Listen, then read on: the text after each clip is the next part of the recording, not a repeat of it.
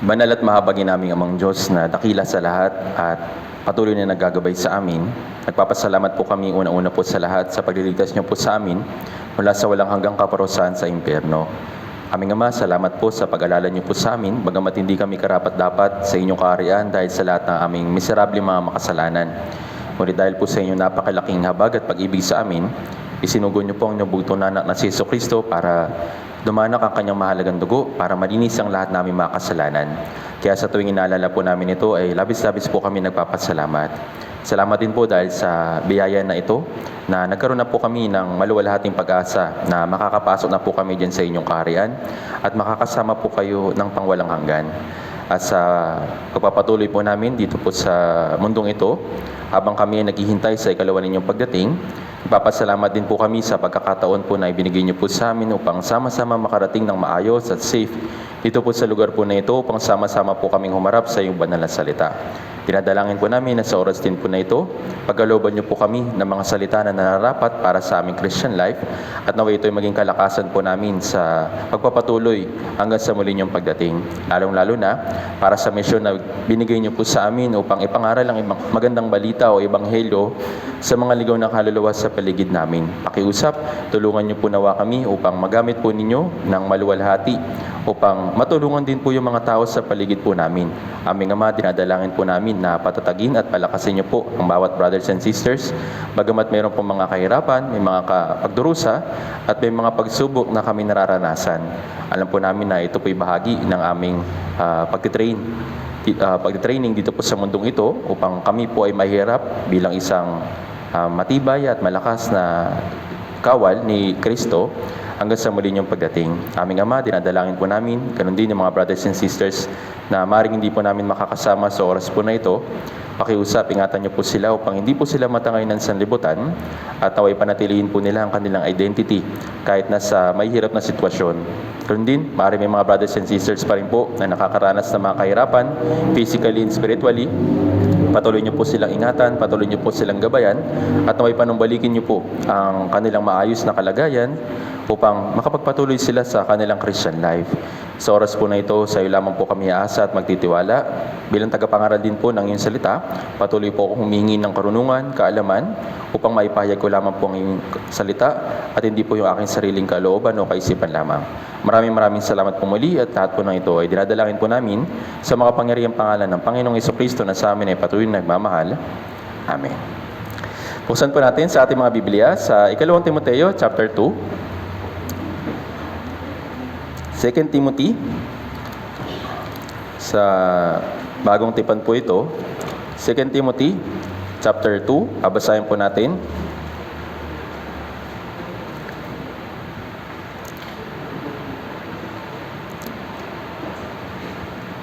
Babasahin po natin yung verse 3 hanggang 4. 2 Timoteo chapter 2, verse 3 hanggang 4.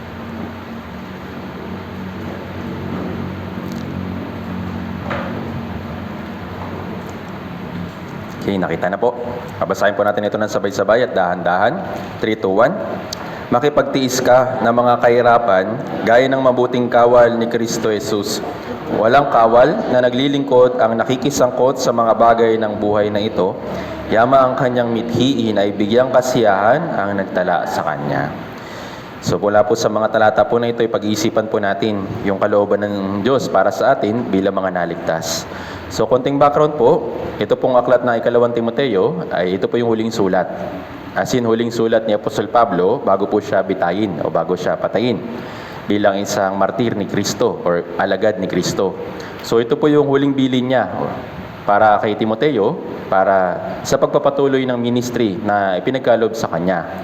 Alam natin, yes, yung mga tao may hangganan lang, pero yung gawain ng Diyos ay nagpapatuloy. Kaya nga, yung pagpapatuloy ng gawain para maipangaral lang ebanghelyo ng matibay at makapangyarihan, inuutusan, ginaguide at ini-instruct ni Apostol Pablo si Timoteo. So alam natin, si Timoteo, isa po siyang batang minister, isa po siyang, sabi na natin, nasa kabataan pa lang siya na lingkod ni Kristo. At siya, kahit na nasa kabataan pa lang, pero sa pamamagitan po ng kanyang pananampalataya at paglago sa pananampalataya ay ginamit din siya ng Diyos para maipalaganap yung ebanghelyo sa mga tao dun sa iba't ibang mga region ng ministry ni Apostol Pablo.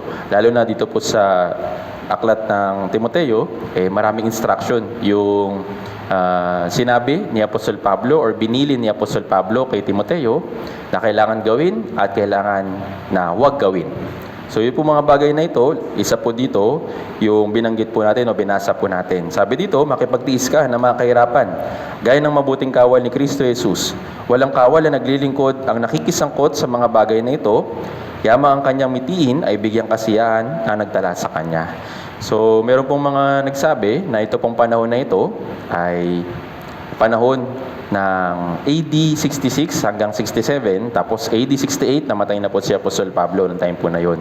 Pero higit sa lahat, bukod sa instruction na ipinapahayag or sinasabi ni Apostol Pablo kay Timoteo, gusto din niya personally na makita si Timoteo bago siya bitayin o bago siya mamatay.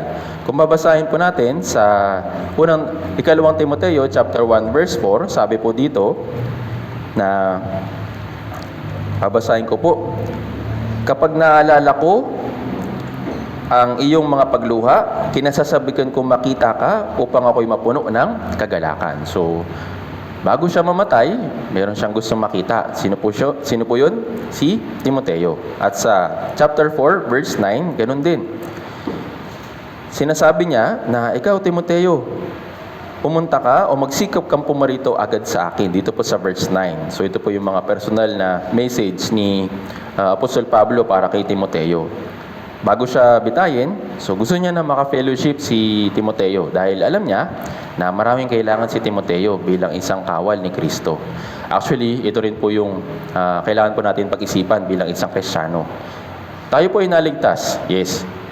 Tayo po ay naging anak ng Diyos. Tayo po ay magmamana ng kaharian ng Diyos dun sa langit kapag dumating na siya. Pero habang wala pa yun, habang nandito pa tayo sa mundong ito, meron tayong misyon. Ano po yung ating misyon? Ipangaral yung ebanghelyo sa mga ligaw na kaluluwa sa paligid natin at tulungan yung mga brothers and sisters para lumago sa kanilang pananampalataya. Ito po yung ating main mission. Ito po yung mission ng church. Hindi po tayo nagagathering dito, hindi tayo po nag-aaral ng Biblia, hindi tayo kumakain, hindi tayo nag-fellowship, nang wala lang. Lahat ng mga bagay na yun ay ginagawa natin para tayo tumatag, lumakas, para magawa yung dalawang bagay o dalawang misyon na binigay ng Diyos para sa atin. Gaya ng sinabi sa Mateo chapter 28, verse 18 hanggang 20. Doon binanggit ng Diyos na inaatasan tayo na ipangaral yung magandang balita hanggang sa dulo ng lupa. Naatasan tayo ng Diyos na turuan yung mga naligtas kung paano sila dapat sumunod kay Kristo sa pamamagitan ng Biblia. Kaya yung dalawang mission po na ito ay napakahalaga. Ito rin po yung tinuturo ni Apostol Pablo kay Timoteo para bilang isang kawal. At bilang isang kawal ni Kristo, ano po yung unang sinabi ni Apostol Pablo? Gaya po ng binasa po natin, makipagtiis. Sabi po sa ikalawang Timoteo chapter 2 verse 3, sabi dito, una niyang sinabi, makipagtiis ka ng mga kahirapan gaya ng mabuting kawal ni Kristo Jesus. Yung mabuting kawal ni Kristo, ano po yung isa sa katangian niya? Matiisin. Bakit kailangan na yung isang kawal or isang sundalo o isang, sabi na natin na mandirigma, ay kailangan maging matiisin? Yung pag-engage or paikibahagi sa isang labanan or sa isang digmaan, madali po ba? Hindi po. Meron kang kailangan na gawin at misyon na kailangan to pa rin habang nandun ka. Pero kalakip nun, bago mo magawa yung misyon na yun, maraming pagtitiis, maraming pagtitiyaga, at maraming sakripisyo yung kailangan mong gawin. Pero bilang isang Kristiyano, sinasabi sa atin, in general, na ikaw na isang kawal ni Kristo, para ikaw ay maging mabuting kawal, kailangan mo ng pagtitiis. Kailangan ng pagtitiis bilang isang Kristiyano. Tayo po, dito po sa mundong ito, yes, iba't iba yung level ng pagtitiis na kailangan natin gawin. Pero in general, meron po tayong pagtitiis. Tama po ba? Meron tayong iba't ibang mga bagay na tinitiis bilang kawal ni Kristo or bilang Kristiyano dito po sa mundong ito. Ano po yung isa sa mga bagay na pinagtitiisan natin dito sa mundong ito? Ano po? Ano po yung isang bagay na pinagtitiisan po ng Kristiyano dito po sa mundong ito? Kaya nasabi ko po kanina, yung kahirapan. Dahil ba tayo naligtas? Exempted na tayo sa kahirapan? Walang bata, walang matanda, walang bago, walang matagal. Kapag naging Kristiyano, papasok din siya sa mga kahirapan. Tama po ba? Kaya nga sinasabi sa atin ng Biblia, makipagtiis ka. Magtiis ka, magtiyaga. Bakit? Mahirap yung kalagayan bilang isang Kristiyano. Pero ibang mga tao na sinasabi na, di ba ligtas ka na? Dapat wala ka ng kahirapan. Dapat na, wala ka ng mga pagtitiis. Kasi di ba anak ka ng Diyos? Hindi po yun ganun. Dahil nga tayo anak ng Diyos, marami tayong pagtitiis, marami tayong kahirapan na may experience. Bakit? Yung ating commander, yung ating chief of police, naging maganda ba yung buhay niya dito po sa mundong ito? Si Jesucristo, naging hayahay ba yung buhay niya nung naparito siya? Marami siyang bagay na tiniis, tama po ba? Lalong-lalo na sa mga bayang pinili niya, yung mga Israelita. Napakatigas ng puso nila, ayaw nilang makinig sa salita ng Diyos. Sila, kahit na sila yung bayang pinili, tiniis sila ng Diyos. Bakit? Dahil nandun yung pag-ibig ng Diyos sa kanila. Ganon din sa atin. Hindi tayo exempted sa mga kahirapan. Hindi tayo exempted sa mga pagdurusa. At hindi tayo exempted sa kamatayan. Tayo po ay kabilang dun sa mga bagay na yun. Pero ano sabi ng Diyos? Ano sabi ng Biblia? Makipagtiis ka. Bakit? Marami kang daranasin na pagdurusa bilang kawal ni Kristo. Kaya sinabi dito, meron pong isang word na gusto ko pong i-emphasize. Sabi dito, gaya ng makipagtiis ka ng mga kahirapan, gaya ng anong klaseng kawal? Mabuti o masama? Bakit po nilagay na mabuti? Kasi merong kawal na masama. Yes, kahit na sila ay naging kawal, pero sila ay masamang kawal. Bakit? Hindi sila nagtitiis. Yung kabaliktaran. Yung mabuting kawal, nagtitiis sila. Nagtsatsaga sila. Bakit? Alam nila na mayroong mga kahirapan, alam nila na mayroong pagdurusa na mararanasan nila. Kaya nga tinitiis nila para maging mabuting kawal. Naintindihan po. Pero sa kabilang banda, kahit na may mga Kristiyano nagsasabing sila iligtas, pero dumating lang yung mga kahirapan, dumating lang yung mga pagdurusa, nag-give up na kagad. Bakit po? Hindi magawang makapagtiis. Actually, sanay naman na tayo magtiis. Tama po ba? Actually, nauhubog tayo araw-araw sa pagtitiis. Tama po ba? Pero, bago tayo maligtas, meron na tayong mga pagtitiis. Meron na tayong mga pagdurusa. Tama po ba? Pero ngayon na tayo naligtas. Meron tayong mga kahirapan, may mga pagdurusa na kailangan natin tiisin bilang Kristiyano. Ngayon sa panahon po natin ngayon, actually, nakakahiya. Dahil napaka-convenient ng panahon natin ngayon para sa pangaral ng Ebanghelyo. Noong unang panahon, base po sa history, base sa mga libro, o base sa mga nakalagay po sa Biblia, yung mga naranasan po ng Kristiyano, naging madali ba? Hindi po. Sila, kapag ipinangaral nila yung pangalan ni Kristo, pwede silang ipapatay. Tayo po. Kapag nagba-Bible seminar po ba, meron po ba sa atin nagbabanta? Huwag kayong magba-Bible seminar dito. Papakulong ko kayo. Meron bang ganon? Wala po. Napaka-convenient para sa atin ngayon ng panahon natin para sa pangangaral ng Ebanghelyo. Pero bakit tayo kailangan magtiis sa pangangaral ng Ebanghelyo? Bakit? Bakit po? Dahil yung ating katawan, ayaw sumunod. Dahil yung ating katawan, ayaw makibahagi. Dahil yung ating katawan, salungat sa kalooban ng Diyos. Kaya kailangan natin tiisin, kailangan natin pagdusahan, kailangan natin disiplinahin yung ating katawan para tayo makibahagi. Naintindihan po? Hindi na tayo nire-restrict ng gobyerno, hindi na tayo nire-restrict ng ibang tao na ipangaral yung Ebanghelyo. Nung noon po, talagang pinapatay po sila, talagang binibitay po sila. Kahit na ipangaral nila yung magandang balita, yung pangalan ni Jesucristo, talagang pinapatay po sila. Pero sa panahon po natin ngayon, hindi na po ganun. Ano po yung dapat nating pagtiisan? Una, yung ating sarili. Bakit? Ayaw nitong gawin yung kalooban ng Diyos. Kaya kailangan natin pagtiisan. Kailangan natin pagsikapan, natalunin yung ating katawan para magawa yung kalooban ng Diyos. At meron tayong mga kahirapan dito sa mundong ito, nagawa rin ni Satanas. Kailangan natin pagtiisan yung mga tukso, kailangan natin pagtiisan yung mga pakana niya, dahil kailangan natin yung lampasan.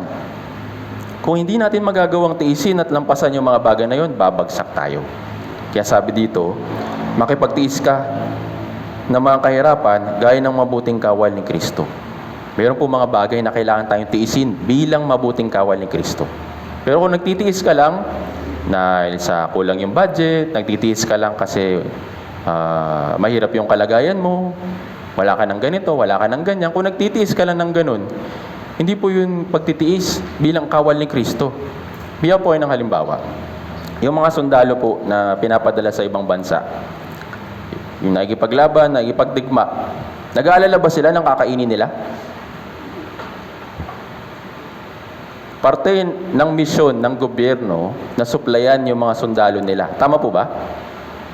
So, nag-aalala ba yung mga sundalo, mga pandirigma, o sabihin na natin mga special force, ng kakainin nila, susuotin nila, at mga kagamitan nila? Hindi po. Bakit? Nakahanda na yun para sa kanila. Pero tayo po bilang mga Kristiyano, inihanda na ng Diyos yung mga bagay na kailangan natin. Inihanda ng Diyos yung mga bagay na kailangan natin para magawa natin yung kalooban ng Diyos para sa pangaral ng Ebanghelyo. Anong problema? Ibinigay na sa atin yung mga gamit, ibinigay na sa atin yung resources, sa iba nating ginagamit. Ayun po yung nagiging problema. Kaya kapag kinulang, kapag nawala, magtataka tayo, bakit ganito? Akala ko, ipoprovide sa akin ng Diyos yung mga kailangan ko. Akala ko, ibibigay niya sa akin yung kailangan ko para makapag-evangelize, pero bakit ngayon wala? Tanungin mo sa sarili mo, baka sa iba mo ginagamit. Kapag sa iba mo ginamit, sigurado mawawalan ka. Pero yun nga, yung Diyos nag-prepare ng mga bagay na kailangan natin para magawa natin makapagtiis bilang isang Kristiyano, magawa natin lampasan yung mga bagay na pagdurusan, na pakana ni Satanas at ang sanlibutan ito. Ano po yung isang bagay na ipinagkaloob niyo para sa atin na minsan hindi natin pinapansin, hindi natin pinaglalaanan ng oras, hindi natin pinaglalaanan ng sakripisyo? Ano po yun?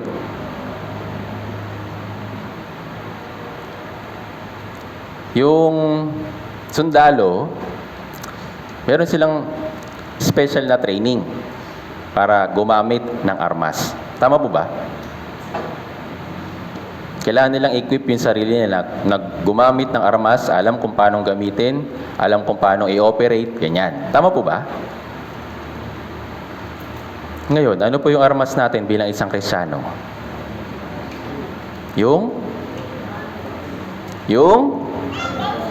Alam naman natin di ba?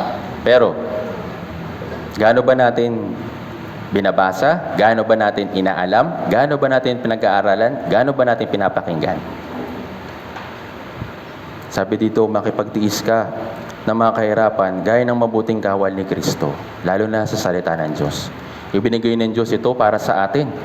Ibinigay ng Diyos itong maluwalhati at banal na kanyang salita para magamit natin upang ma-develop tayo at ma-improve tayo bilang isang mabuting kawal. Kaya nga, kung hindi natin ito paglalaanan ng oras, hindi natin paglalaanan ng sabihin natin ng resources, ng lakas, hindi po natin makukuha o hindi tayo ma-equip ng mga bagay na kailangan natin para maging isang mabuting kawal. Alam niyo po kung ano yung trabaho ng isang ambasador? Alam niyo po? Siya po yung nagre-represent sa bansa pag pumupunta siya sa ibang bansa o pag pinapadala siya sa ibang bansa. Halimbawa, ikaw ay isang ambasador ng Pilipinas. Papuntahin ka sa ibang lugar para ipakilala o i-introduce yung Pilipinas na isang magandang lugar, isang mabuting lugar, isang magandang lugar para pag-investan. Yun po yung trabaho ng isang ambasador. Tama po ba? Kailangan niyang gawin yung tungkulin niya. Para saan? Para sa ikalalago din ng kanyang bansa. Bilang representative ng bansa. Kung hindi gagawin ni ambasador yung kanyang tungkulin, ano pong mangyayari sa kanya? Ano pa mangyayari? Pabalikin na lang siya. Balikan na lang. Pinapapunta kita dun sa lugar na yon para i-introduce mo yung bansa natin.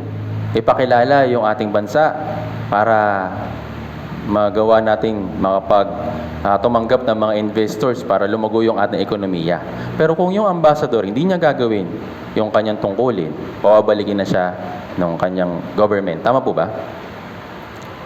Ngayon, hindi tayo ambassador ng Pilipinas lang. Tayo po'y ambassador ng langit. Tayo po'y nagpapakilala sa mga tao tungkol sa nag-iisang Diyos sa tunay at tungkol kay Kristo. Tama po ba? Yun po yung ating misyon. Kung hindi natin gagawin yung ating misyon, kung hindi natin gagawin yung ating tungkulin, ano bang point kung bakit tayo nabubuhay dito sa mundong ito? Kung hindi naman natin gagawin yung tungkulin natin bilang isang mabuting kawal, hindi tayo nagtitiis habang nandito sa mundong ito para gawin yung ating misyon, bakit pa tayo nabubuhay dito sa mundo? Tandaan po natin na hindi lang tayo niligtas ng Diyos para lang i-enjoy yung langit. Hindi lang tayo iniligtas ng Diyos para hindi mapunta sa impyerno. Niligtas tayo ng Diyos at binigyan tayo ng maluwalhating misyon para tulungan din yung iba. Para tulungan sila na maligtas. Para malaman nila kung ano yung ginawa ni Jesucristo para din sa kanila. Ito po yung ating misyon bilang isang kawal. Bilang isang mabuting kawal, marami tayong bagay na kailangan pagtiisan. Marami tayong bagay na kailangan tiisin at tiyagain habang nandito tayo sa mundong ito. Bilang isang kawal, kung hindi ka magtitiis, bilang isang kawal dito sa mundong ito, mahihirapan ka. At isipin mo, sana hindi ko na lang tinanggap itong mission na ito. Akala ko yung pagiging sundalo, maganda. Akala ko yung pagiging sundalo, astig. Kasi gagamit ako ng mga heavy firearms. Gagamit ako ng mga malalaking jeep or kaya tangke. O kaya magpapalipad ako ng mga fighter jet. Pero nandun na siya mismo sa digmaan, nandun na siya mismo sa labanan. Kung iisipin niya at hindi siya magtitiis na mayroong mga kahirapan na siya'y mararanasan, hindi niya mapagtatagumpayan yung kanyang misyon. Pwede na lang siya mag-fall back, pwede na lang siya mag-retreat. Bakit? Kasi hindi niya kaya magtiis. Kaya ito po yung kailangan po natin, magtiis. Makipagtiis ka na mga kahirapan gaya ng mabuting kawal ni Kristo. At bilang isang kawal, sabi nga kanina, makipagtiis. At dito, sa verse 4, sabi dito, isa pang katangian ng mabuting kawal. Walang kawal na naglilingkod ang nakikisangkot sa mga bagay ng buhay na ito. Ito po yung isa sa katangian ng mabuting kawal. Yung mabuting kawal daw, hindi nakikisangkot sa mga bagay ng mundong ng buhay na ito. Sa English, yung nakikisangkot ay entangled. Sabihin na napapapulupot, kumbaga na nakokot up. Bilang isang kawal, kailangan niyang gawin yung mission niya. Pero kung halimbawa, pinapunta siya sa isang misyon, pinapunta siya sa isang lugar, doon yung mga kalaban niya. Kaso nga lang, nakita niya na parang ang ganda naman dito. Parang ang ganda mabuhay. Maraming resources, magaganda yung prutas, magaganda yung kabuhayan, ang gaganda ng lugar. Kapag ganun po yung nangyari sa kanya, ano pong mangyayari sa kanya bilang isang kawal? Kaagad siya mapapabagsak. Tama po ba? Bakit? Hindi kasi siya nagbabantay. Sabi dito, walang kawal na naglilingkod ang nakikisangkot sa mga bagay na ito. Yamang ang kanyang mitiin ay bigyang kasiyahan ang nagtala sa kanya. Para magawa natin na makapagbigay kasiyahan sa nagtala sa atin, which is yung Diyos, sabi dito, una, makipagtiis, tapos huwag makisangkot sa mga bagay o sa mga bagay ng mundong ito. Ano po yung mga bagay ng mundong ito? Tingnan po natin. Unang Juan, chapter 2, verse 16.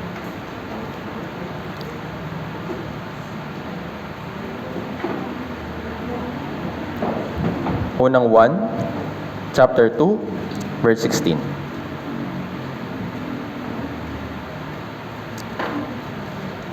Basahin na po natin mula verse 15 hanggang 16. Unang Juan, chapter 2, verse 15 hanggang 16. Kung nakita na po, babasahin po natin ito ng sabay-sabay. Okay, basahin po natin ng sabay-sabay. 3, 2, 1. Huwag ninyong ibigin ng sanlibutan, ni ang mga bagay na nasa sanlibutan. Ang pag-ibig ng Ama ay wala sa sino mang umiibig sa sanlibutan. Sapagkat ang lahat ng nasa sanlibutan, ang masasamang pagnanasa ng laman, ang pagnanasa ng mga mata, at ang pagmamataas sa buhay ay hindi mula sa Ama, kundi sa sanlibutan. Yung mga bagay ng mundong ito, binanggit po dito sa verse 16. Pagnanasa ng laman, pagnanasa ng mata, at pagmamataas sa buhay. Yun po yung tatlong bagay na yun. Bilang isang kawal or mabuting kawal, para mapanatili natin yung ating identity bilang isang mabuting kawal, kailangan itong tatlong bagay na ito ay kailangan natin pakaingatan. Huwag tayo matatali sa pagnanasa ng laman, pagnanasa ng mata, at pagmamataas sa buhay. Dahil ito tatlong bagay na ito ay hanggang ngayon kumikilos. Hanggang ngayon, gumagawa ng mga bagay para tayo ma-entangled or makisangkot para hindi natin magawa yung kalooban ng Diyos bilang isang mabuting kawal. Kasi sinasabi sa atin na huwag ninyong ibigin ng sanlibutan, ni ang mga bagay na nasa sanlibutan. Kung ibigin mo yung mga bagay na nasa sanlibutan, kung ibigin mo yung mga bagay ng pagnanasa ng laman, pagmamataas sa buhay, at pagnanasa ng mata, anong tawag sa atin? Sabi sa Santiago chapter 4 verse 4, mga mangangalunya. Yung puso po natin, yes. Ito po isang bagay na dapat natin ihandog sa Diyos ng buo. Last time, napag-aralan po natin, para tayo makapaghandog ng buo sa Diyos, kailangan yung puso natin, walang ibang silid. Ang tanging silid lang ay dapat yung Diyos. Sabi sa Deuteronomio chapter 6, buo dapat yung pag-ibig natin sa Kanya. Buong puso, buong kaluluwa, buo nating pag-iisip. Hindi pwedeng sa loob ng ating puso, merong iba't ibang kwarto at iba-iba yung nakalagay at kung sino-sino yung nakalagay. Para magawa natin ihandog yung ating puso ng buo, isa rin po ito sa dapat natin pakaisipin na huwag natin hahayaan na tayo'y maipit, mahulog sa mga pagnanasa ng laman, pagnanasa ng mata, at pagmamataas sa buhay. Dahil ito po mga bagay na ito hanggang ngayon ay nagiging mabisa na paraan or bitag ni Satanas para tayo po ay mabitag sa mga tawag nito, sa mga hindi natin magawa yung kalooban ng Diyos. Alam niyo po yung landmine? Alam niyo po yung landmine? Yung bomba na kapag tinapakan mo, finish na. Marami pong landmine si Satanas na kinakalat dito po sa mundong ito. At kung hindi ka magiging maingat sa lakad mo, maring isa ka sa makakatapak. At kapag nakatapak ka, pwede mo yung ikabagsak. Kaya nga, kailangan natin mag-ingat. Para binigyan tayo ng Diyos ng isang paraan para makapag-ingat tayo sa ating lakad. Ano po yun? Awit 119 verse 105, ilawan sa aking mga paa ang salita mo. Kailangan natin ng ilawan dito po sa madilim na mundong ito. Kung hindi natin gagamitin yung salita ng Diyos para mag-guide sa atin, yes, babagsak at babagsak tayo dun sa mga landmine ni Satanas. Kaya yung salita ng Diyos ay napakahalaga para sa atin. Laging sinasabi sa atin ng Biblia, manatili ka sa akin. Manatili ka sa aking salita. Huwag mong iiwan. Huwag mong tatanggihan. Huwag mong isasantabi. Bakit? Ito'y mahalaga para sa atin. Hindi tayo pwedeng mag-petiks-petiks dito po sa mundong ito. Dahil si Satanas, gumagawa siya ng iba't ibang paraan para tayo mahulog. Kaya sabi ko po kanina, nagkakalat siya ng mga landmine. Ano po yung sa mga landmine ni Satanas na ginagamit sa atin? Kaya nang sinabi ko po kanina, pagnanasa ng mata, pagnanasa ng laman, pagmamataas sa buhay. Pag natapakan mo yung pagnanasa ng laman, yari ka. Pag natapakan mo yung pagmamataas sa buhay, pagnanasa ng mata, pagnanasa ng laman, pwede mo yung ikabagsak. Kaya kailangan natin mag-ingat. Kung hindi tayo magiging malapit sa salita ng Diyos, yes, mahihirapan po tayo na lumakad at pakipaglaban dito po sa mundong ito. Isa pong magandang halimbawa, ng paglayo or pag-iwas sa kasalanan ay nung panahon na tinutokso ng asawa ni Faraon, si Jose. Si Jose ay isang tao ng Diyos na ginamit para matupad yung kalooban ng Diyos sa mga Israelita para makasurvive sila sa tagutom. At sa pamamagitan niya, magpapasimula ulit yung panibagong henerasyon ng mga Hudyo or mga Israelita pagkatapos nilang o bago sila tumawid sa dagat na pula. Kaya nga, si Jose, noong time po na yun, dahil nga nasa kanya yung patnubay ng Diyos, nung binibitag siya or sabihin na natin na pinapain siya ni Satanas para mahulog sa pagkakasala ng pangangalunya niya, ano pong ginawa niya? Tignan po natin ito. Genesis chapter 39.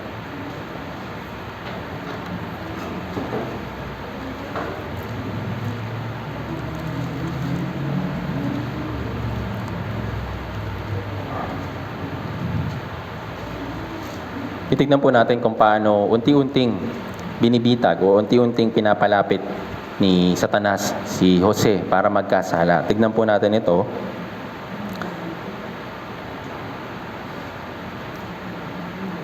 Basahin po muna natin. Verse 2 hanggang 5. Genesis chapter 39, verse 2 hanggang 5. Basahin natin sabay-sabay, 3, 2, 1. Ang Panginoon ay naging kasama ni Jose at siya'y naging lalaking maunlad. Siya'y nasa bahay ng kanyang among taga-Ehipto. Nakita ng kanyang amo na ang Panginoon ay kasama niya at ang lahat ng mga ginagawa ni Jose ay umuunlad sa kanyang kamay. Kaya't nakatagpo si Jose ng biyaya sa paningin niya at ginawa niyang kanyang katulong. Ipinamahala niya kay Jose ang bahay niya at ang lahat niyang pag-aari ay inilagay sa kanyang pangangasiwa. Wala nang panahon na si Jose ay pamahalain sa kanyang bahay at sa lahat ng kanyang pag-aari. Pinagpala ng Panginoon ang bahay ng taga-Ehipto. Ang pagpapala ng Panginoon ay dumating sa lahat ng kanyang pag-aari sa bahay at sa parang. So ito nga, nung si Jose ay napunta sa Egypt, nung binenta po siya, nakatagpo siya ng biyaya ng Diyos. Kasi nga, yung Diyos ay nasa kanya at kasama niya palagi. At sa lahat ng ginagawa ni Jose, nagtatagumpay siya dahil kasama niya yung Diyos. At dito po sa tagpo po na ito, nakita ito ni Satanas. Ikaw, yung gagamitin ng Diyos para sa mga Israelita, para makasurvive sila sa matinding tagutom. Kaya anong ginawa ni Satanas? Nagpadala siya ng isang sugo. Sugo ni Satanas na ang pangalan ay asawa ni Potiphar. Tignan po natin. Verse 6, basahin po natin ng sabay-sabay. 3, 2, 1. Kaya't ipinamahala niya ang lahat niyang pag-aari sa kamay ni Jose at hindi siya nakikialam sa anumang bagay maliban sa tinapay na kanyang kinakain. Si Jose, so ito nga, pinamahalan niya lahat, pero dun sa ang hindi niya pinapakilaman o hindi niya pamamalaan ay yung pagkain na kinakain ni nung hari. So dito po sa tagpo po na ito, sa verse 7 hanggang 8, dito po nagsimula na sundutin o padalhan ni Satanas si Jose ng bitag para pabagsakin siya sa pamamagitan po ng asawa ni Potiphar. Sabi nga dito, sa verse 7 hanggang 8, babasahin ko po. Pagkatapos sa mga bagay na ito, tinignan si Jose ng asawa ng kanyang Panginoon at sinabi, sipingan mo ako. Subalit, siya'y tumanggi at sinabi niya sa asawa ng kanyang Panginoon, tignan mo, ang aking Panginoon na hindi nakikialam sa akin tungkol sa anumang bagay na nasa bahay at lahat ng kanyang pag-aari ay pinamahala sa aking kamay. Binigay niya lahat ng resources, ng pamamahala kay Jose. Pero meron lang siya isang bagay na hindi pwedeng kunin o hindi pwedeng pamahalaan. Ano po yun? Yung asawa niya. Sabi dito, nung sabi na natin, binibitag na nung asawa ni Potiphar, si Jose, ano po yung una niyang ginawa? Verse 8, subalit siya'y tumanggi. Kapag nandun sa harapan nung siya ay nasa harapan ng bitag, ano po unang ginawa niya? Tumanggi. Tayo po, bilang mga Kristiyano, yes, hindi tayo, gaya na sabi ko po kanina, hindi tayo po exempted sa mga pakana ni Satanas. Actually, mas lalo nga tayong binibitag ni Satanas dito po sa mga bagay ng sanlibutan para tayo pabagsakin. Pero ano po yung dapat na maging puso po natin sa harapan ng mga tukso na yon? Ano dapat? Tumanggi o sumunggab? Una niyang ginawa, tinanggihan niya. Inaalok na siya, di ba? Sipingan mo ako. Ikaw yung prime minister. Mataas yung posisyon mo. Lahat pinamamahalaan mo. Lahat may gusto dyan sa posisyon na yan. Pero hindi nila makuha-kuha. Pero ikaw, napakamaluwalhati niyan sa'yo. Kaya nung sabi niya, sipingan mo ako. Pero nung ginawa ni Jose, tumanggi siya.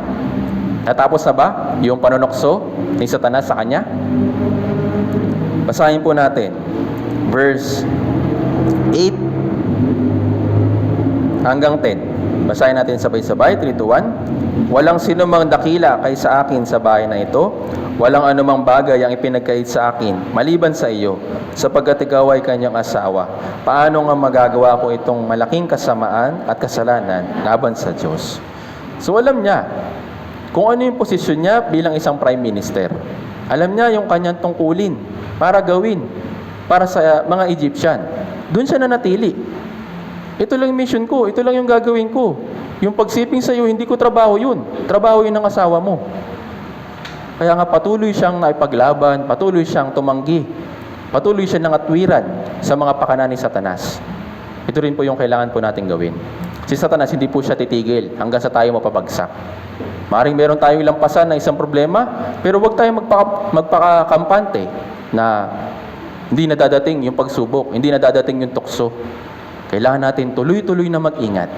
Gaya ng sabi sa Biblia, sa unang Pedro, chapter 5, si Satanas ay parang isang leon na umuungal, naghahanap ng kanyang malalapa.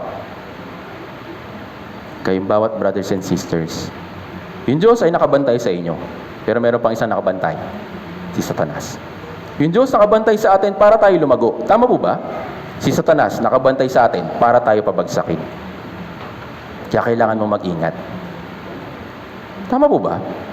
Kung hindi natin iingatan, kung hindi tayo maikipaglaban sa mga pakana ni Satanas, mahuhulog at mahuhulog tayo. Kaya una niyang ginawa, tumanggi. Anong pangalawang ginawa niya?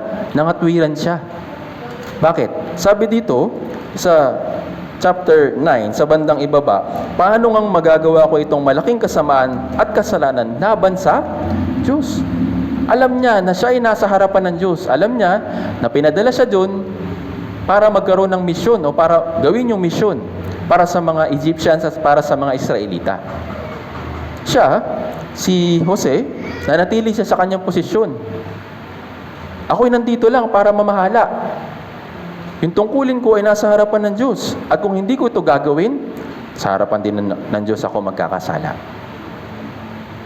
Sa pagsiping dun sa asawa ni Potiphar, dapat magkakasala siya kay Potiphar dun sa hari. Tama po ba? Pero para sa kanya, hindi si Potiphar yung hindi yung hari o hindi yung parao yung hahatol sa kanya. Kaya nagkaroon siya ng takot. Bakit? Sa harapan ng Diyos, siya'y nakatayo.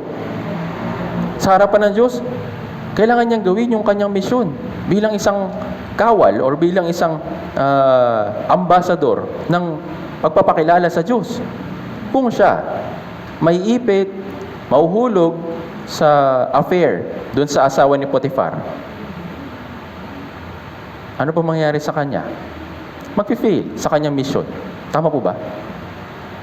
Kaya nga tayo po bilang mga Kristiyano, palagi dapat natin tandaan na si Satanas ay nandito. Buhay siya, makapangyarihan siya. Hindi tayo pwedeng basta-basta na lang na lumakad, hindi tayo pwedeng basta-basta na lang na sumugod kung saan-saan natin gusto. Kaya tandaan natin, si Satanas, napakatuso niya.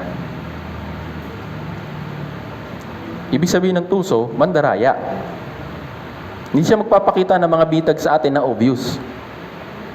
Tama po ba? Kung magpapakita sa atin siya ng mga bitag na obvious, natural, iiwasan natin. Tama? Pero si Satanas hindi po ganun. Tuso po siya. Siya po yung ama ng pandaraya, ama ng kasinungalingan. Kaya naglalagay siya ng mga bitag na mukhang hindi bitag, na mukhang harmless, na mukhang parang hindi naman makakapinsala. Pero kapag natapakan mo yun, kagaya ng landmine, siguradong patay ka. Naintindihan po. Kaya kailangan po natin maunawaan na yung kasalanan ay may kapangyarihan. May kapangyarihan na pabagsakin yung isang Kristiyano. Hindi po usapin dito kung malaki o maliit na kasalanan.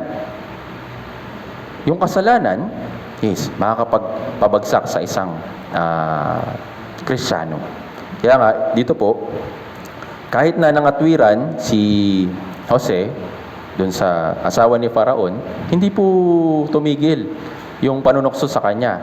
Anong sabi dito? Verse 10, basahin po natin. Kahit nakikiusap siya kay Jose, araw-araw. Yung first try ni Satanas para pabagsakin si Jose, nag-fail siya. Pero natapos na ba yung kanyang panunokso? Kailan dumating yung panunokso? Or kailan dumadating yung panunokso sa kanya? Kailan? Nakaraang linggo? Susunod na buwan? Sabi dito, araw-araw. Hindi siya tumigil. Bakit? Alam niya kung ano yung identity ni Jose. At kapag siya ay napabagsak, yung mga Israelita, yung Diyos, malilipol. Malilipol yung bayan ng Diyos. Kaya nga araw-araw siyang gumawa ng paraan. Pero araw-araw din na hindi pumayag si Jose. Maring ngayon, isip natin sa ating Christian life, siguro may mga maliliit na tukso na nabibitag tayo, may mga maliliit na tukso na minsan ginigive in natin. Pero may mga times na, yun nga, tinatanggap natin yung tukso na parang wala lang, na parang bang normal lang. Kasi lahat naman ginagawa ito. Dahil dun, araw-araw tayong pinapadala ni Satanas ng bitag para lalo tayong pabagsakin. Naintindihan po. Kaya kailangan po natin mag-ingat. Dapat araw-araw din tayong hindi pumayag sa mga pakana ni Satanas. Sabi dito, kahit nakikiusap siya kay Jose, araw-araw ay hindi siya pumayag na siya sumiping o makisama sa kanya. Yung alok ni Satanas sa kanya, sipingan mo tong babae na ito. Pero ano pong sabi sabi dito sa verse 10? Hindi lang po pagsiping, yung makisama, pinapaiwas o iniiwasan ni Jose dun sa asawa ng Faraon. Kaya yung pakikisama din sa sanlibutan, kailangan din po natin pakaingatan. Yung mga tao na nasa ilalim ng pagnanasa ng laman, kailangan natin ingatan yung ating sarili. Kailangan natin layuan yung mga tao na yun. Yung mga tao na nasa ilalim ng pagnanasa ng mata, pagmamataas sa buhay, at pagnanasa ng laman. Kailangan po natin layuan. Bakit? Kasi nga, si Satanas ay kumikilos ng tuso. Kaya sabi dito, kung araw-araw na nakikiusap yung asawa ni Faraon, araw-araw din na tumatanggi si Jose para hindi siya sumiping at makisama sa kanya. Pero kahit ganun pa man, tumigil na ba yung asawa ni Faraon? Dito po sa verse 11 hanggang 11 hanggang 12. Basahin po natin ng sabay-sabay, 3, 2, 1. Subalit isang araw, nang siya'y pumasok sa bahay upang gawin ang kanyang gawain at walang sino mang tao sa bahay, siya'y pinigilan niya sa pamamagitan ng kanyang suot na sinasabi, sipingan mo ako. Subalit, iniwan ni Jose ang kanyang suot sa kamay niya at siya'y tumakas palabas ng bahay. So dito po sa tagpo po na ito, ano na yung sitwasyon? Araw-araw na siyang tumatanggi. Araw-araw na siyang umiiwas. Pero nakakita si Satanas ng isang magandang time para siya ay sabihin natin na bitagin. Kailan po siya binitag ng time po na ito? Nung panahon na busy siya. Tama po ba? Sabi dito, nang siya'y pumasok sa bahay upang gawin ang kanyang gawain. Akala natin, minsan kapag ginagawa natin yung kalooban ng Diyos, para bang ang lakas-lakas natin, para bang parang kumbaga equip tayo habang ginagawa natin yung kalooban ng Diyos. Pero dun sa time na yun, kumikilos din si Satanas. Tama po ba? Sabi dito, subalit isang araw nang siya'y pumasok sa bahay upang gawin ang kanyang gawain, yes, dumating yung sunod na tukso sa kanya. At ditong sa time po na ito, napakalakas na po ng hatak ng laman na ginagawa kay Jose. Pero dahil nga si Jose, may patnubay ng Diyos, nagawa niyang takasan. Kailangan din po natin maunawaan na tayo po bilang isang Kristiyano ay nasa ilalim ng isang digmaan, lalo na sa pakikipaglaban kay Satanas. Si Satanas hindi po siya natutulog, hindi po siya nagpapahinga para sa pagbibitag sa atin. Araw-araw siyang kumikilos, araw-araw siyang gumagawa ng iba't ibang paraan para tayo ay gambalain, para tayo pabagsakin. Lalong-lalo na kapag ginagawa natin yung kalooban ng Diyos. Halimbawa, sa Bible seminar, napakarami yung experience ko na po na kapag may Bible seminar, marami nangyayaring hindi maganda. Marami mga bagay na nangyayari na hindi ko maintindihan bakit nangyayari, bakit sumusulpot na lang, bakit ganito? Parang nung karaan, okay naman. Pero bakit ngayon? Timing na timing sa Bible seminar, mayroong problema, mayroong aberya. Bakit? Si Satanas ay kumikilos. Tama po ba? Gumagawa siya dun sa panahon na busy tayo. Naintindihan po?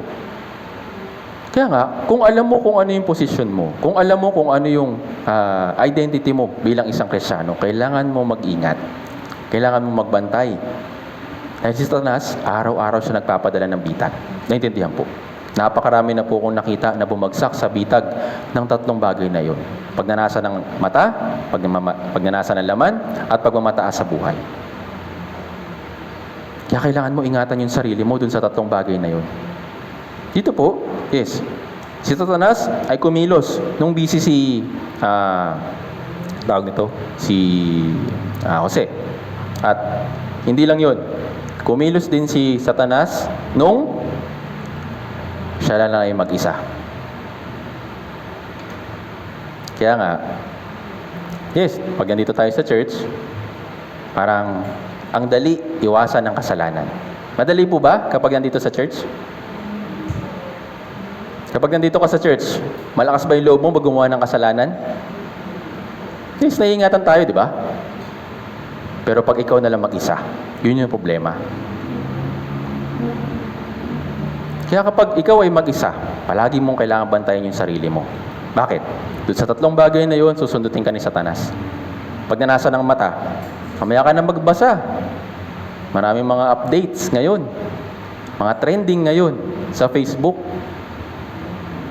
Ang daming magagandang pictures sa Twitter, sa IG.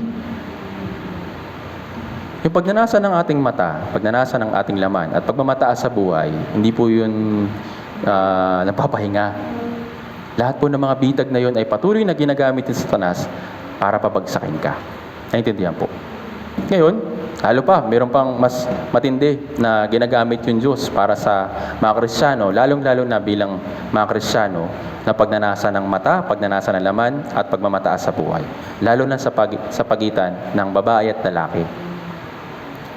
Kaya ano po nangyari sa panahon po natin ngayon? Yung love na tinatawag, yung pag-ibig na babahira ng pagnanasa. Yung love na dapat sa pagitan ng isang babae at lalaki na handa na i-commit yung kanilang sarili sa kanilang dalawa lang, pero ano po nangyari?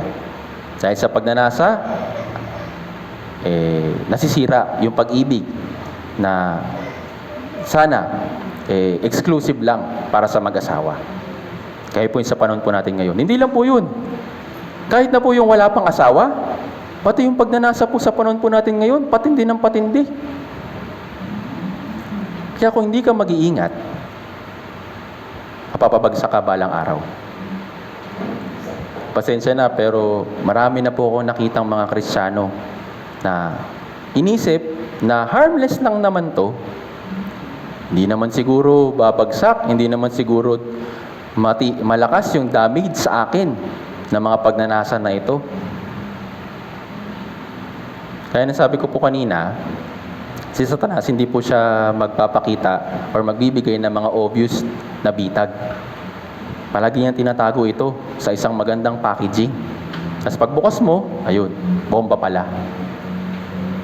Kaya palagi dapat tayo mag-ingat. Lalo na po sa pagitan po ng mga brothers and sisters. Ay ko pong sinasabi, di ba?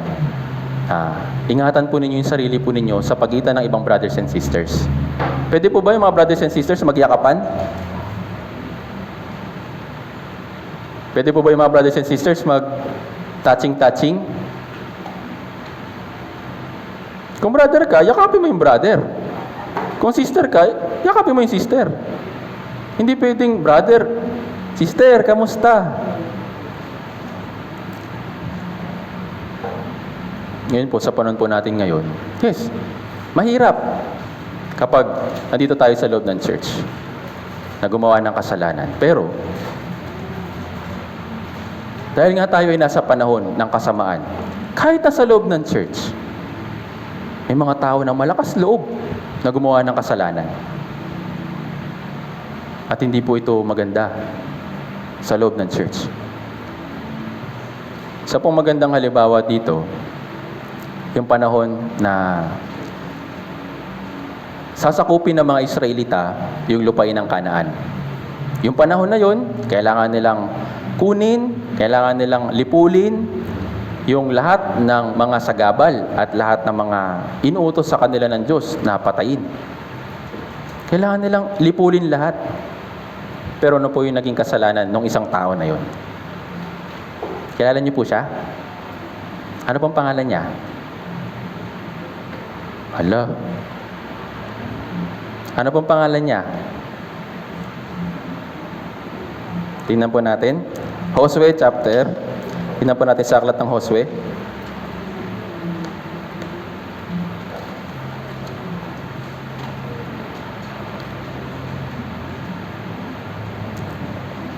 Josue chapter 7.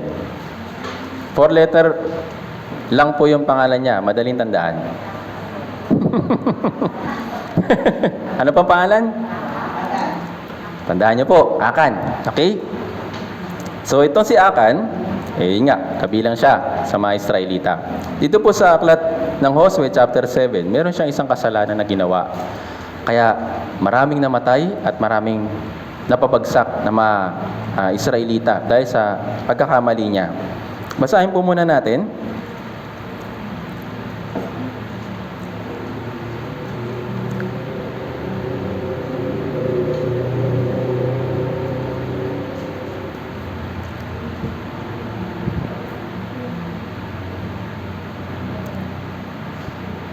Basahin po muna natin yung verse 20 hanggang 21 para po malaman po natin kung ano yung ginawa niya. Josue chapter 7, verse 20 hanggang 21. Basahin natin sabay-sabay. 3, 2, 1. Sumagot si Akan kay Josue, sa katotohanan ay nagkasala ako laban sa Panginoong Diyos ng Israel at ganito ang aking ginawa. Nang aking makita sa mga sinamsam ang isang magandang balabal na mula sa Shinar, ang 200 silong pilak at ang isang barang ginto na 50 siklo ang timbang ay aking ninasa at kinuha. Ang mga iyon ay nakabaon sa lupa sa gitna ng aking tolda at ang pilak ay nasa ilalim niyon. So ito nga, ang instruction sa kanila, huwag kayong kukuha ng mga bagay dito diyan sa lupain ng Kanaan dahil hindi nyo kailangan yan. At yung mga bagay na yan ay nabahiran ng kasamaan dahil nga ginamit yung mga bagay na yan para sa Diyos-Diyosan. At sabi nito ni Akan, sabi niya, nagkasala ako sa harapan ng Panginoon ng Diyos ng Israel dahil sa ginawa niya. Ano po yung ginawa niya? Kumuha siya ng samsam. Naakit siya or ninasa niya yung mga samsam. Ngayon, basahin po natin yung verse 25 hanggang 26. Basahin po natin ng sabay-sabay. 3, 2, 1.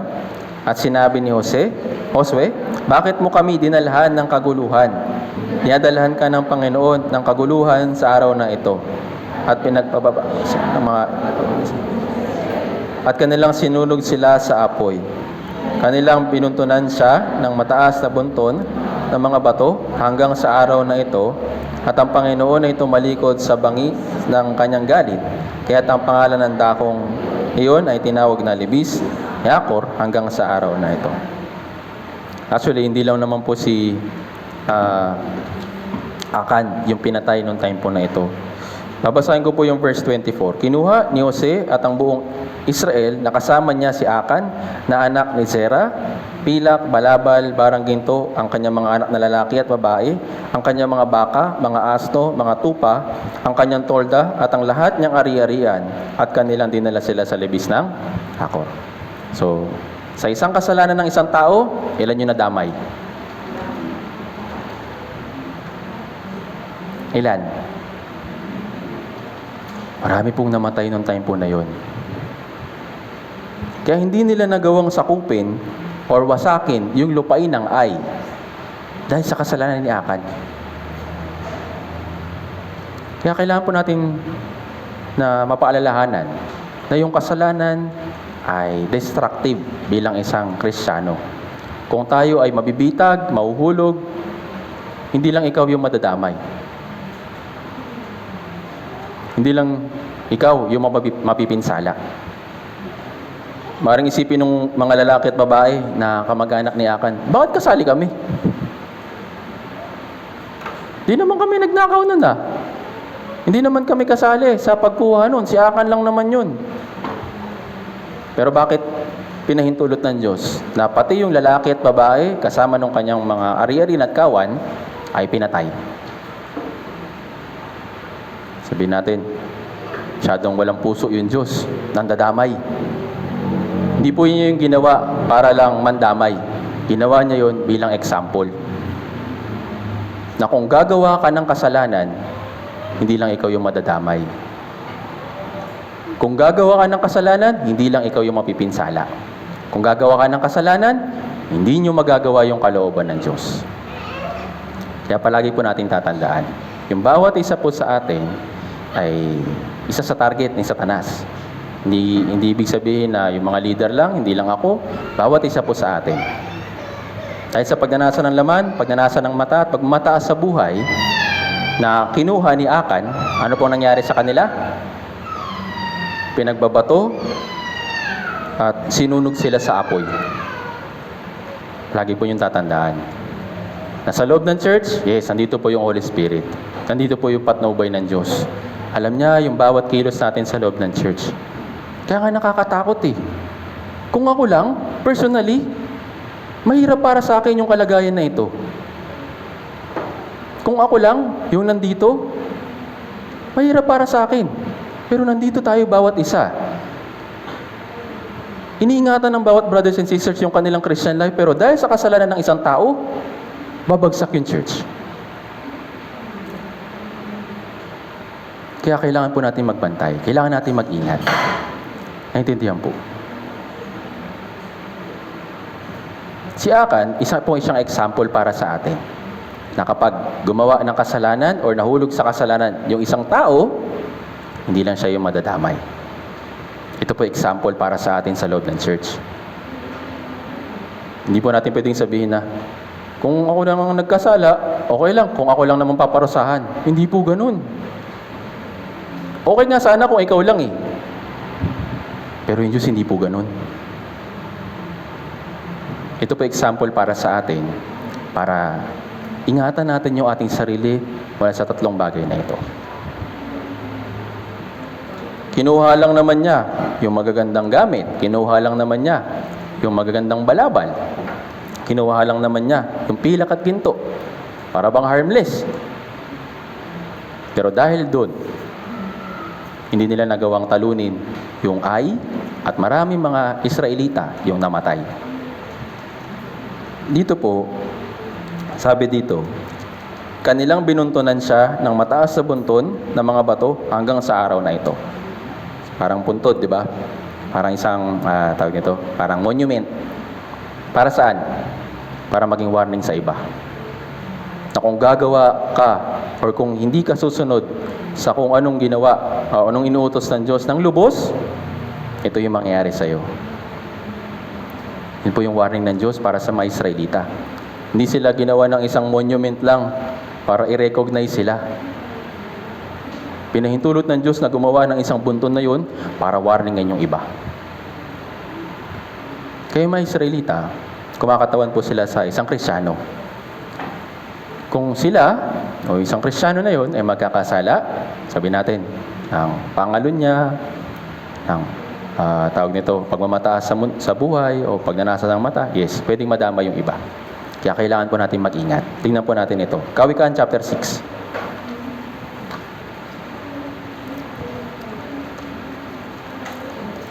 Kawikaan chapter 6,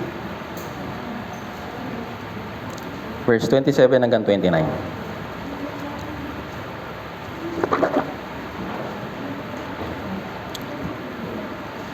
Kawikaan chapter 6, verse 27 hanggang 29. Basahin po natin ng sabay-sabay kung nakita na po. Okay? Basahin natin sabay-sabay. 3, 2, 1. Makapagdadala ba ng apoy ang isang tao sa kanyang kandungan at hindi masusunog ang kanyang kasuotan? Sa nagbabagang uling, makakalakad ba ang isang tao at ang kanyang mga paa ay hindi mapapaso? Ngayon ang sumisiping sa asawa ng kanyang kapwa, sino mang humipo sa kanya ay hindi maaring walang? Diba, masakit pag napaso. Tama po ba? Yung aksidenteng mapasok ka, tanggap mo pa, kasi aksidente. Pero yung voluntarily, ilalapit mo yung kamay mo dun sa apoy, ano mas masakit? Sabi na, babaguhin ko po yung example. Medyo sabi ni Evangelist, masyadong brutal. Siguro naman sa inyo, lahat marunong maghiwa. Yung hiwa ng sibuyas, bawang, ganyan, mga ingredients. Kapag aksidente mo yung nahiwa, yung tawag nito, yung daliri mo o yung kamay mo, hindi masyadong mabigat. Tama po ba? Kasi aksidente nga. Imagine po ninyo ito. Kuha ng isang matalas na kutsilyo, gaganunin mo yung kamay mo. Kaya mo? Same din. Kung i-give in mo yung sarili mo sa kasalanan, kahit na alam mo na ikaw ay mapipinsala, bakit mo pa gagawin? Kailangan po natin maging matalino bilang isang Kristiyano. Dito nga, sinabi ng Diyos, meron bang isang tao na kapag niyakap niya yung apoy, hindi siya mapapasok? Meron bang isang tao na kapag nakaapak siya ng isang nagbabagang uling, hindi siya magkakapaltos? Hindi po pwede yun. Meron at meron magiging damage sa iyo. At hindi lang sa iyo. Ito yung nakakatakot. Pwede mong madama yung iba. Kaya bilang isang kawal, kailangan natin iwasan yung mga, huwag tayong mag-entangle dito po sa mga bagay dito sa mundong ito, dahil tayo po ay kawal. Tayo po ay kawal ni Kristo para sa isang misyon. Para sa isang misyon na ipakilala yung Diyos sa mga tao. Ipakilala kung sino si Jesucristo na nagligtas din sa kanila. Pero kung ikaw, may ipit sa mga bagay dito sa mundo, kagaya ng mga kasalanan, siguradong babagsak ka. Hindi mo magagampanan yung tungkulin ng isang mabuting kawal. Kaya ulitin ko po, kahit na magalit po kayo sa akin, kailangan po itong gawin. Yung kasalanan, hindi po siya isang bagay na pwede nating ituring na sobrang gaan lang. Alam niyo po, yun yung light na pagturing sa isang bagay. Hindi naman masyadong mabigat yan. Kaya ko yan. Wala pong ganun. Hindi po pwedeng ganun. Kaya sabi ng Diyos, sabi nga dito, verse 29, gayon ang sumisiping sa asawa ng kanyang kapwa. Sino mang humipo sa kanya ay hindi maaring walang. Kaya, lagi po sa amin nire-remind bilang mga kabataan noon. Kahit hanggang ngayon, patuloy pa rin po akong nire-remind ng Biblia. Sa tuwing kami ay nagkakaroon ng ministers retreat, Yung tatlong bagay po na ito yung pinag-iingat sa amin. Babae, pagmamataas sa buhay, at yung pera. Dahil sa tatlong bagay na yun, pwedeng pabagsakin yung isang Kristiyano. Ganon din sa atin bilang mga Kristiyano, bilang mga brothers and sisters. Yung tatlong bagay na yun ay kailangan mong ingatan. Kasi kung ikaw ay mahuhulog dun sa mga bagay na yun, hindi pwedeng walang magiging damage yun sa'yo. Naintindihan po. Kaya pagdating po sa kabataan, wag po kayong magkaroon ng misunderstanding na masyado kaming naghihigpit o masyado naghihigpit yung church sa mga relationship sa loob ng church. Hindi po kami naghihigpit, yung Biblia. Kung wala pong Biblia, kung gusto po ninyo magrelasyon, okay lang, walang problema. Pero pagdating sa Biblia, hindi tayo pinaghihigpitan ng wala lang. Pinaghihigpitan tayo dahil nga totoo yung salita ng Diyos. Naintindihan po. Kaya ulitin ko po, sa mga kabataan, pakiusap. Kung meron po sa inyo na nakikipag-chat sa isa't isa, nang kayo lang, pakiusap, itigil nyo na. Kung nag-uusap din kayo ng kayo lang, pakiusap, itigil nyo na. Kung lumalabas kayo ng kayo lang, pakiusap, itigil nyo na. Tandaan po natin, yung kasalanan po, hindi po siya mag-iiwan ng walang damage. Tandaan po natin na tayo po yung mga nagdadala ng sisidlan ng Panginoon. Bilang mga tao na nagdadala ng sisidlan ng Panginoon, yung ating kamay ay dapat na mapanatili na malinis. Kung paano yung Diyos ay banal, yes, dapat rin tayo na magpakabanal. Kung paano yung Diyos na maluwalhati, dapat tayo rin ay maging maluwalhati. Kagaya ng isang kawal. Yung mabuting kawal, hindi po siya nakikisangkot sa mga bagay ng sanlibutan. Dahil kung makikisangkot siya, siya magiging masamang kawal. Naintindihan po. Actually, kaya nasabi ko po kanina, yung Holy Spirit po nandito. Yung Holy Spirit po kumikilos. Kahit may mga bagay na ayokong alamin, nalalaman ko dahil sa may mga brothers and sisters na nagsasabi, hindi para i-chismis, kundi para mag-ingat. Dahil yun po yung tungkulin ng bawat isa. Ingatan yung bawat isa. Kaya lagi pong sinasabi sa mga leaders na kung ano man yung mga bagay na mahirap, problema, is pag-usapan natin at ayusin kaagad. Kasi kung hindi, pwede maging malaki yung damage nito para sa kabuuan ng church. Mahirap po ito para sa amin. Dahil nandito po yung aming damdamin para hindi magkawatak-watak yung brothers and sisters, para hindi magkaroon ng, sabihin natin na misunderstanding. Mahirap po ito sa amin. Pero dahil nga nandito yung salita ng Diyos, tinutulungan po kami. Kaya nagpapasalamat po ako sa leaders retreat kahapon para sa pag-guide sa akin at sa mga leaders kung ano yung dapat gawin. Kung ano yung dapat nubay, ano ba yung dapat na gawin sa mga brothers and sisters para sama-sama tayong lumago sa ating Christian life. Kaya nga, yung pag-iingat, hindi lang po ito iniatang sa akin. Hindi lang po iniatang ito sa mga leaders. Iniatang po ito sa bawat isa sa atin. Naintindihan po. Kung mahal po natin yung church, kung mahal po natin yung brothers and sisters, ingatan po natin yung ating sarili. Bakit? Dahil nga yung kasalanan, nandyan lang. Yung kasalanan ay nagbabantay lang. Yung kasalanan ay palaging nagbabanta or nagbabantay sa atin para tayo ay bitagin. Naintindihan po. Siguro, familiar naman kayo sa sports na boxing. Alam niyo po yung boxing? Meron po isang tawag nito, tawag doon, strategy tawag doon. May isang technique, yan. Technique para mapabagsak mo yung isang kalaban mo. Hindi lang uppercut, hindi lang hook, hindi lang straight punch. Alam niyo po yung jab? Yung jab, yung uunti-untiin ka hanggang sa tawag nito, hanggang sa medyo makaramdam ka na ng hindi magandang sitwasyon sa katawan mo. Yung jab, hindi pa po yun pang knockout. Ginagawa po yung jab para yun nga, unti-unting pinsalain yung opponent mo. Para kapag nakita na yan ng kalaban mo, yung weakness mo, Isang straight punch o isang uppercut, bagsak ka. Isa rin po ito sa kailangan natin ingatan.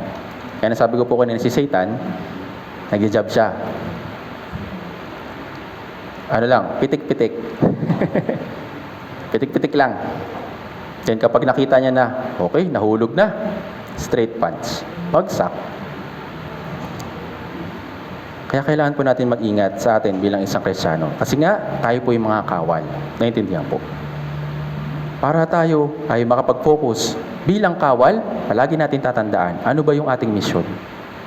Kung yung ating misyon ay ipakilala si Jesucristo, yes, iingatan natin yung ating sarili para yung message ng Ebanghelyo hindi madudungisan at maibabahagi natin sa mga ibang tao, sa ibang mga kaluluwa ng dalisay. Naintindihan po. Kung tayo nga nagbibigay ng present or sabihin natin regalo ng sabihin natin napakaganda, nabalot, napakaganda ng presentation bago mo i-present, tama po ba? Magbibigay ka ba ng isang regalo o sabihin natin isang pagkain sa isang kaibigan mo or kakilala mo ng marumi?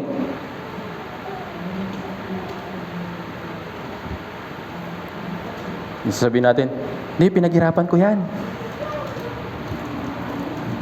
Oo, pinaghirapan mo. Pero marumi.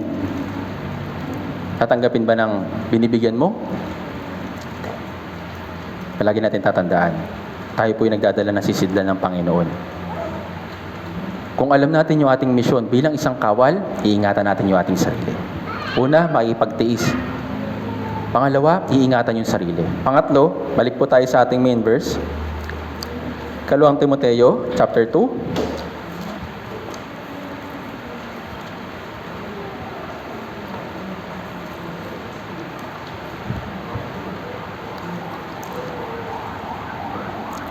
Basahin po natin yung verse 4.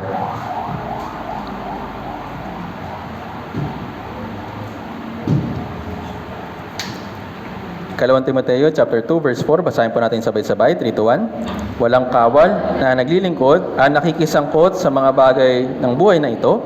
Yama ang kanyang mitiin ay bigyang kasiyahan ang nagtalasa. So bilang isang mabuting kawal, ano po yung mission po natin? Yama ang kanyang mitiin ay bigyang kasiyahan ang nagtala sa kanya, which is yung Diyos. Ito po yung ating mission. Para magawa natin na ihandog or sabihin na natin na makapagbigay lugod sa Diyos, yes, napakahalaga ng ating sarili. Napakahalaga ng ating presentation. Sabihin kung yung ano ipe-present natin sa harapan po ng Diyos para bigyan siyang kasiyahan. So gagawin natin yung ating makakaya para makapagbigay lugod sa Diyos.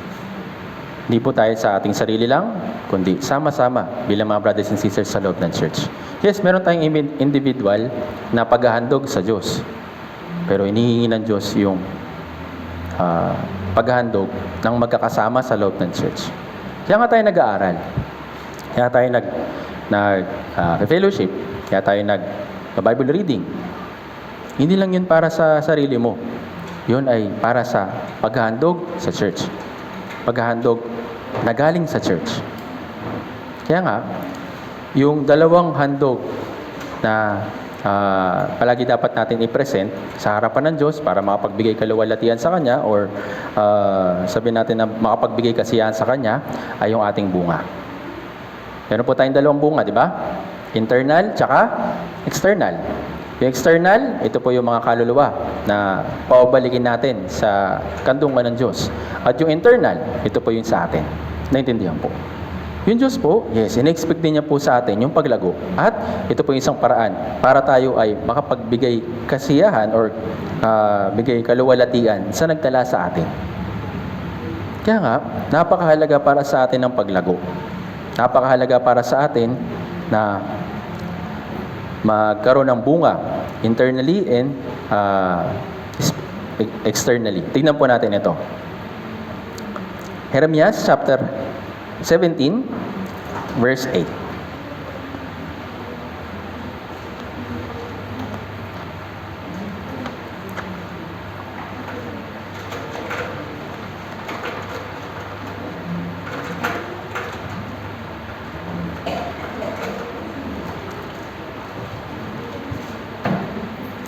Jeremiah chapter 17, verse 8. Babasahin po natin ng sabay-sabay. Jeremiah chapter 17, verse 8. Basahin po natin ng sabay-sabay. 3, 2, 1. Sapagkat siya magiging tulad sa punong kahoy na itinanim sa tabi ng tubig, at kumagapang ang mga ugat sa tabi ng batis, at hindi natatakot kapag dumarating ang init, sapagkat ang mga dahon nito ay nanatiling sariwa at hindi nababalisa sa taon ng pagkatuyo, sapagkat hindi ito tumitigil sa pamumunga. Dito po, para tayo makarating dun sa dahon na nananariwa at yung pamumunga na hindi tumitigil, saan po yung dapat na posisyon natin? Sa may bandang itaas po ng verse 8, sapagkat siya magiging tulad sa punong kahoy na itinanim saan? Sa tabi ng tubig. Ibig sabihin, tabi, malapit. O nakaugat sa tubig. Kapag nangyari yun, yes, kahit na dumarating yung init, hindi siya matatakot. Kasi yung kanyang dahon ay nananatiling sariwa. Kahit na dumating yung mga unos or mga, sabihin natin, na mga bagyo, hindi siya natatakot, hindi siya nababalisa. Bakit? Kasi nga, nakatanim siya sa tabi ng tubig. So, yung tubig, yes, ito po yung salita ng Diyos. Para tayo mamunga, nakagaya ng isang punong kahoy na namumunga nang hindi tumitigil, kailangan po natin banatilihin yung ating sarili sa harapan ng Diyos dito po sa Biblia. Dahil wala po tayong ibang pupuntahang lugar. Tanging sa Biblia lang. Dito po tayo sa church dahil po sa Words of God. Nag-fellowship po tayo dahil sa Words of God. Ginagawa po natin yung kalooban ng Diyos dahil sa Words of God. Kaya pangunahin po nating mission para makapagbigay kasiyahan sa Diyos ay manatili sa salita ng Diyos. Imagine po ninyo, di ba? Kung ikaw ay isang tao na nagtatanim ng isang punong kahoy o isang puno na nagbubunga, saan mo siya ilalagay? Doon sa matabang lupa, tama po ba? Doon sa appropriate na lupa, tama po ba? Kung ikaw, ini-expect mo na gusto mo na magkabunga, yung itatanim mo, lalagay mo siya sa kung saan tamang lugar. Tama po ba? Bawa, nakita ka ng isang white sand.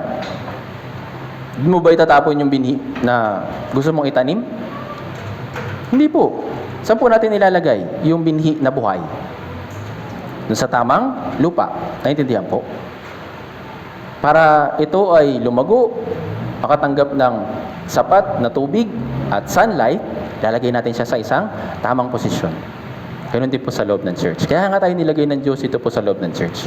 Alam niya na dito po sa foundation ng ating Christian life sa loob ng church, dito tayo lalago, dito tayo mamumunga, at kahit na tayo ay makaranas ng iba't ibang mga kahirapan o mga unos, kung yung foundation natin ay nasa Words of God, walang problema. Naintindihan po. Kaya nga yung foundation ng Christian life ay laging dapat sa salita ng Diyos. Kaya nga, yung pag-attend, paikinig, pagbabasa ay napakahalaga.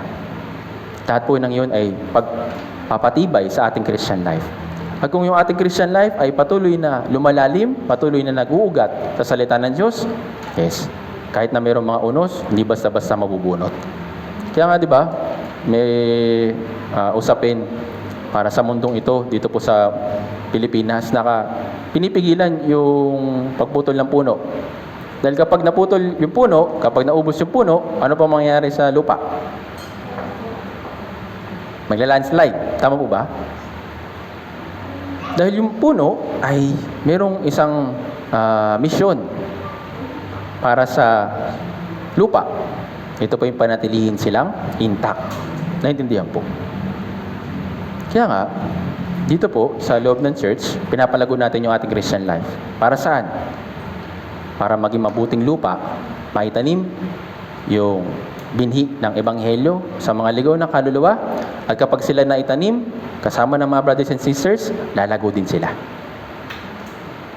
Kaya isipin niyo po yung bawat isa po sa inyo, sa atin, bilang isang puno na nag-hold dito po sa church. At kapag tayo ay tumibay, nagkaugat, kapag mayroong itinanim yung Diyos na isang ligaw na kaluluwa, makikip natin.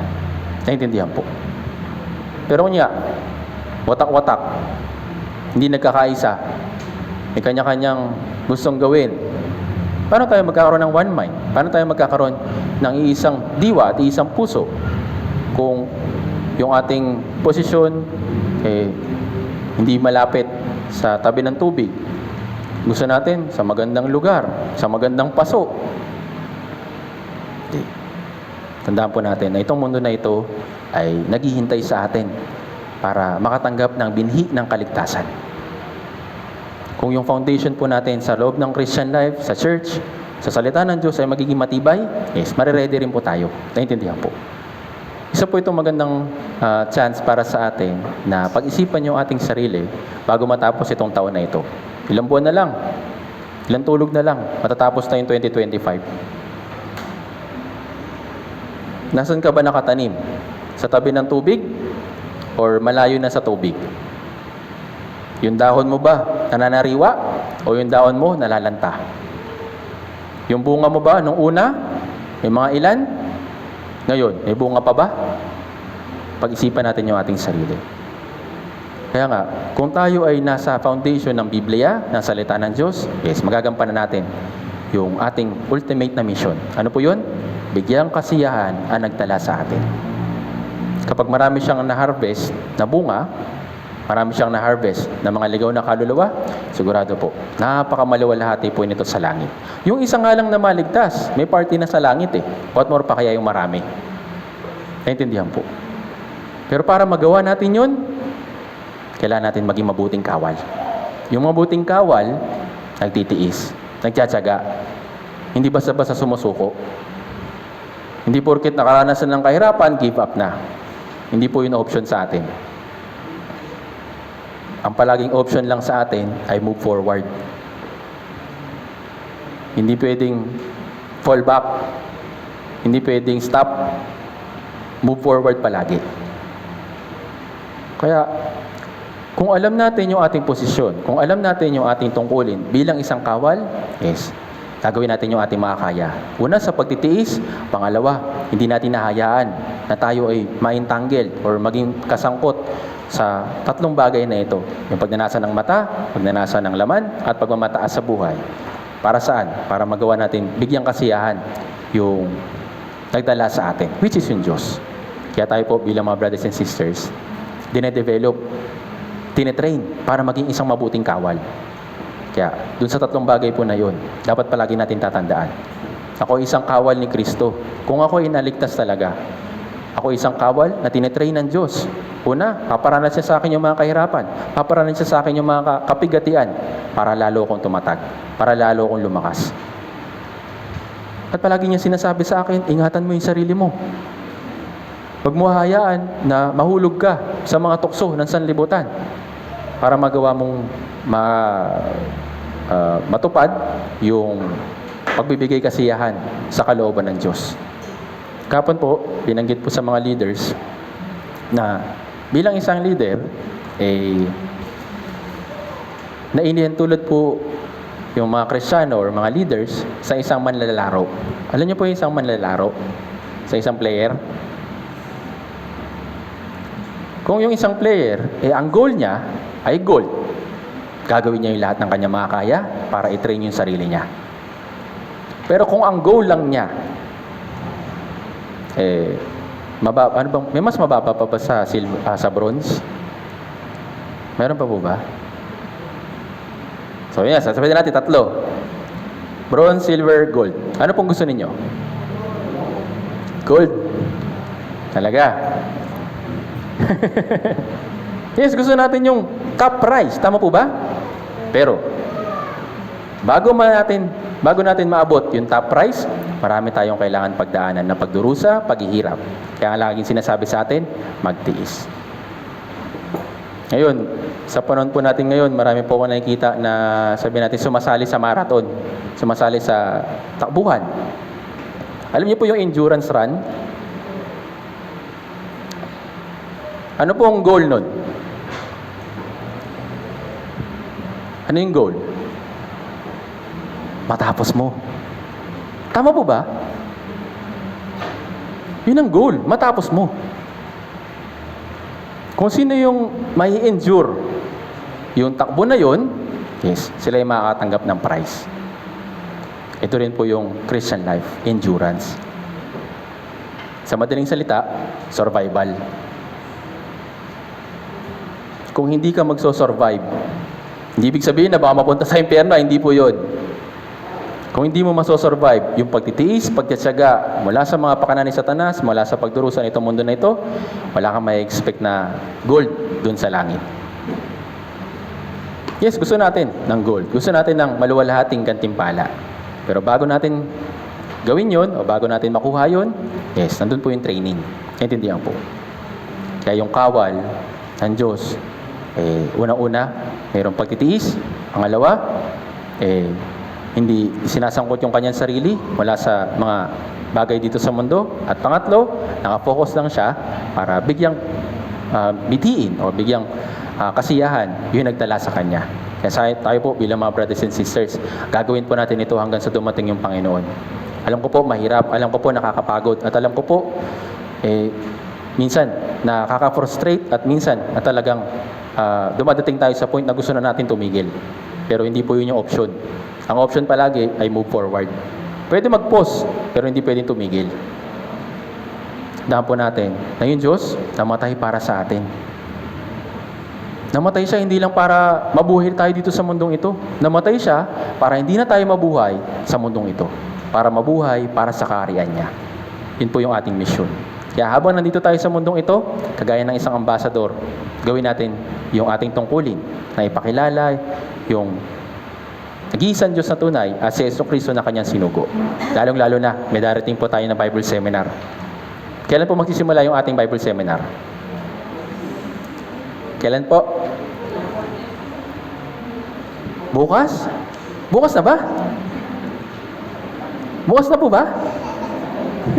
Naku, tinignan sa church news.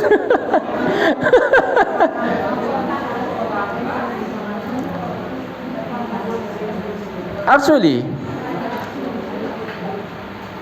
kung bukas mo lang iisipin na magsisimula yung Bible seminar, sobrang late na. Sobrang late na kung bukas ka palang maghahanda. Kung bukas ka mo palang iisipin, ay bukas na pala. Sobrang late na. Kaya po tayo nagkakaroon ng interval sa ating Bible seminar. Hindi po tayo buwan-buwan na nagkakaroon ng Bible seminar. Meron po mga intervals, di ba?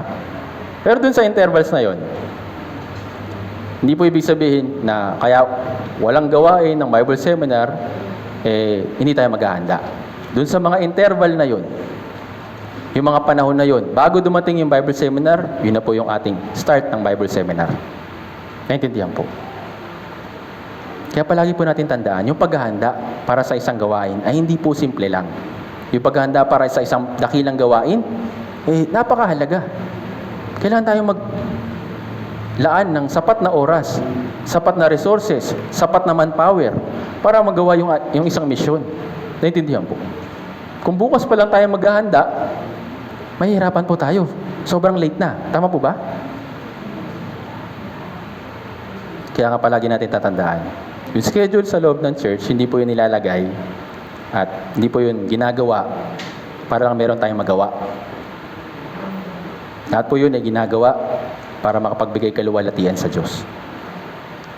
Kung tayo nga naghahanda kapag may malaking gawain sa mundong ito, paano pa kaya yung gawain para sa Panginoon?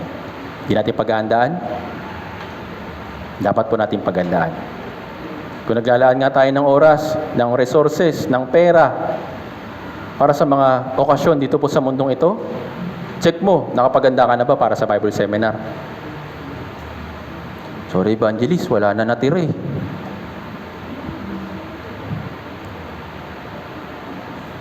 Pasensya na po, next time na lang. Kaya lagi pong nire-remind. Tuwing may announcement po, di ba? Tuwing week po, pinabasa yung ating church news para sa mga gathering po natin. Kaya, yung Bible seminar, bukas, hindi po magsisimula lang bukas. Actually, bago pa po ilagay sa church news, pinagpe-pray na po yun ng mga brothers and sisters. Actually, yung Batangas Bible Seminar, January pa po pinag-usapan. January pa po pinagpipray. Hindi lang po yun bukas magsisimula. Itong taon na ito, nagsimula na yun. Naintindihan po. Kaya dun sa mga time, bago dumating yung Bible seminar na yun, dapat maganda tayo. Naintindihan po. Kaya palagi natin tatandaan, kung isasama natin yung gawain ng Diyos sa ating Christian life, yes, tutulungan niya tayo.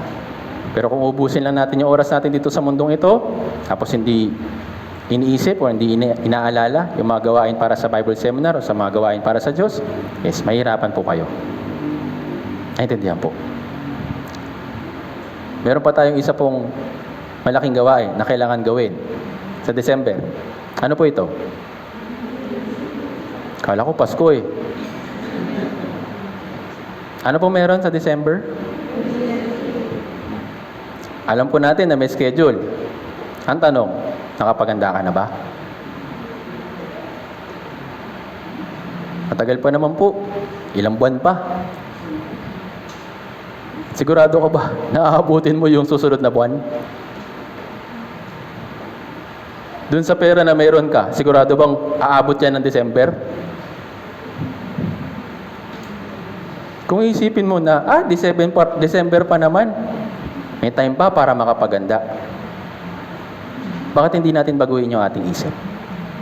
Ito na yung time para maganda. Kaya nga, palagi natin ilagay yung ating puso sa kalooban ng Diyos. Palagi natin isipin kung ano yung tungkulin na ginagawa niya. Dahil nga tayo ay kawal.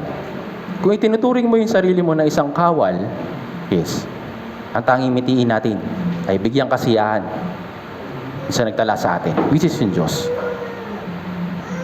Kaya, yung Bible seminar, yung malaking gawain para sa mga retreats, para sa mga malalaking events po natin, yes, regalaanan po yun ng oras.